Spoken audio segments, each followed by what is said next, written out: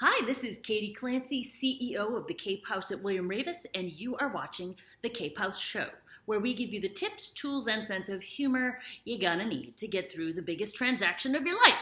All right, today we're gonna talk about how not to choose a real estate agent. So times have changed. It used to be that really the only way, one of the only ways that you could find a real estate agent is they would find you constantly.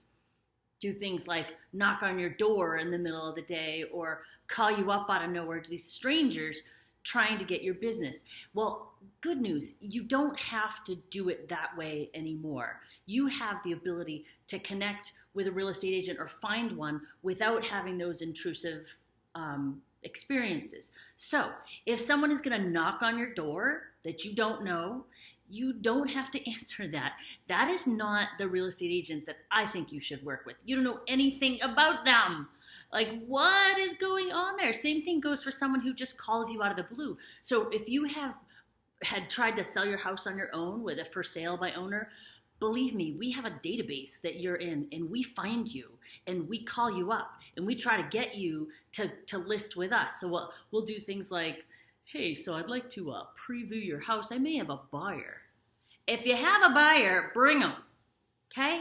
That's a big line. They're just trying to get in there to try to get you to list your house with them. Not saying they're bad people. These actually could be really good real estate agents, but their tactics are the pits. The other thing is if you have previously had your house on the market with or without an agent, when it expires, guess what? We have access to that info too. And as soon as that happens, you're going to get this onslaught of packages and calls and probably drop-bys, people trying to get your business, assuming that you still want to sell, and maybe you just had the wrong agent or whatever. If you just work with them, you'll get it. Again, I'm not saying that these are bad agents or you shouldn't work with them, but that isn't the way you really want to be introduced to a real estate agent. The best way to pick the right real estate agent for you is to find someone who can vouch for them. So find a friend or a colleague or someone in your professional network who knows a real estate agent and can give you their word and say, this guy, he's the real deal. You should definitely call him. Because once you've got that referral piece, you've worked out a lot of the big questions, particularly if it's coming from someone that you know and trust and who knows you. You think, all right, okay, I can let my guard down a little bit. You can start that relationship, it sort of warmed up a little bit. We'll have a head start with getting to know this real estate agent. So that's the best way to do it, is to choose someone who is recommended by somebody else. Two places in particular that you can look that I think are really good.